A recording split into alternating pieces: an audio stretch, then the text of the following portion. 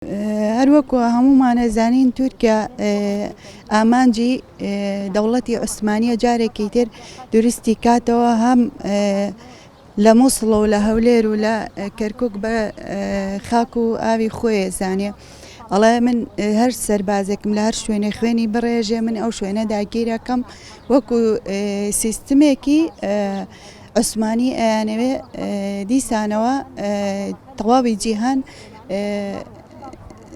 بخەنەوە ژێر ڕکێفی خۆیان و حکومڕانی عوسمانی دیسانەوە دووبارەکەنەوە هەچی پیاوەکانە بیانکەن بە کارەکەر و بیان کوژن و ژنەکانیشکەن بە کەنیسە خزمەتی خۆیانی پێ بکەن.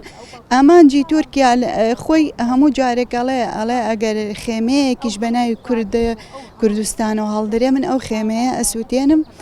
بەداخەوە بەرپرسانی هەرێمی کوردستانیش کەوتونەتە ژێر ئەو پیلانەوە کە دەستی ئێران و تورکیا بە زیاتر هەرە زۆری تورکیا لەسەر بەرپرسانی هەرێمی کوردستانە دەستی کێشاوە دەزەبەن بۆ هەموو پیرۆزەکانی کوردستان. بەداخەوە هیوادارم بەرپرسانی کوردستان وەکو خەڵکە مەدەنیەکە ئەرکی بەرپرسیارەتی خاک و ئاو و نەتەوەی خۆمان هەڵگرن ئەمەنە خۆیان نەفرۆشن.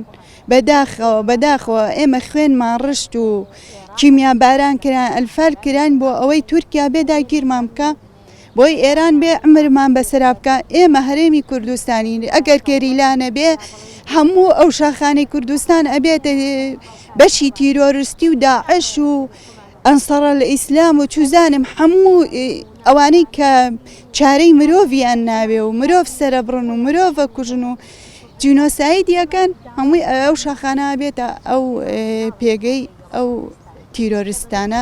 بەداخەوە هیوادارم بە ئەرکی بەرپرسیارەتی خۆیان هەستن. ئەو لەشکرکێشەی کە لە باشووری کوردستان ئاکرێ لە نەوەدەکان و ئەمە بەردەوامی هەیە لە باشووری کوردستانە. بەداخەوە حکومەتی هەرێم و دەسەڵاتدارانی حکومەتی هەرێم بە تایبەتی حیزبە باڵا دەستەکانە ئەوان بە خۆیان پرۆتۆکۆڵیان ئیمزا کردووە بە سەدان ساڵ کردویانە. بۆ نمونەیەکت پێ بڵم پرۆتۆکۆڵێکی 50 ساڵیان ئیمزا کردووە. خۆمە بەگەڵتە نییە تەنها ئابووری نییە هەموو ڕێوڕێبازەکانە بۆیە ناوێرن قسە بکەن بۆیە ناوێرن فزە بکەن و ئەم خەڵکە ئێمەش ناهێڵن و شیار بنەوە.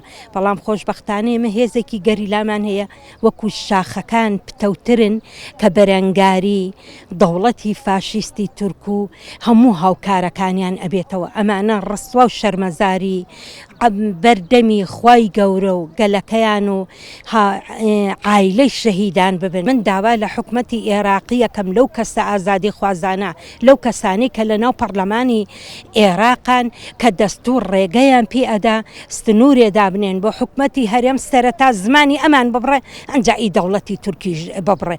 چونکێکم نەبووە هیچ وڵاتێ هیچ قانونێ هیچ یاسایەک نییە کە تۆ ئاوە خاکی تۆ داگیر بکە ئابووری سیاسی تیڤیت نازامجا تۆ باسی هەر شتێ بکەی هەمویان داگیر کردووە. بەڵام هێزی گەریلا ئەبێت دەرسێکی ئەمانی ژوادا بدا بۆ حەود مێژوو بنووسرێتەوە. چونکێکەمە و قەتڵ و عام و ڕەش بگیری ئەمڕۆ لەسەر ژن هەیە ئەوەی کە ئەمڕۆ لە سەرگەری کوردەیە لە قەیرانیش تێپەڕیوە. من داوا لە UN داوا لەو ڕێکخراوە مرۆڤ دۆستانەکەم داوا لەو ڕێکخراوە ژینگە پارێزانە ئەەکەم کە بێن بەهانای باشووری کوردستانەوە. چونکە باشووری کوردستان لە هەموو ناحیەیەکەوە داگیر کراوە. من یەک شتی کە بڵێم ئێمە 25 مانگ بۆ ئەم لەشکرکێشەی باشووری کوردستان لە سەهۆڵەکە چالاکیەکمان کرد. ئەو هێزەی کە بۆ ئێمە هێنرا بوو ئەو هێزە بڕواتە منتقەی گارە و مەتینان و ئاڤەشین هێز نییە خۆی تیا بگرێ. بەڵام بە خۆشبەختیوانێ هێزی گەریلا سەرکە و